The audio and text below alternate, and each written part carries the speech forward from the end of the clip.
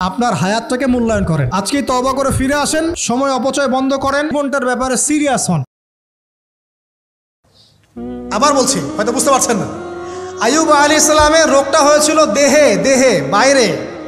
তার আত্মা ছিল পবিত্র, পরিশুদ্ধ আত্মা।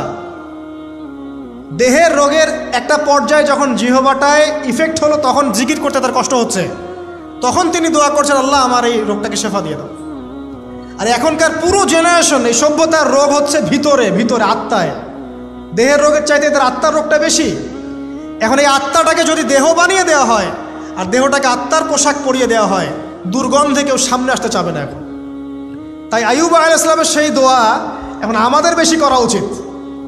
রব্বি আন্নী মাসানিয়া দুররু ওয়া আনতা আরহামুর রাহিমিন। আল্লাহ, আমাদের আত্মায় রোগ এসেছে, এটাকে তুমি শেফা দাও। আবার বলছি, হয়তো বুঝতে পারছেন না। রব্বি আন্নী মাসানিয়া দুররু ওয়া আনতা আরহামুর রাহিমিন। আল্লাহ, আমাদের আত্মায় রোগ এসেছে, এটাকে তুমি শেফা দাও।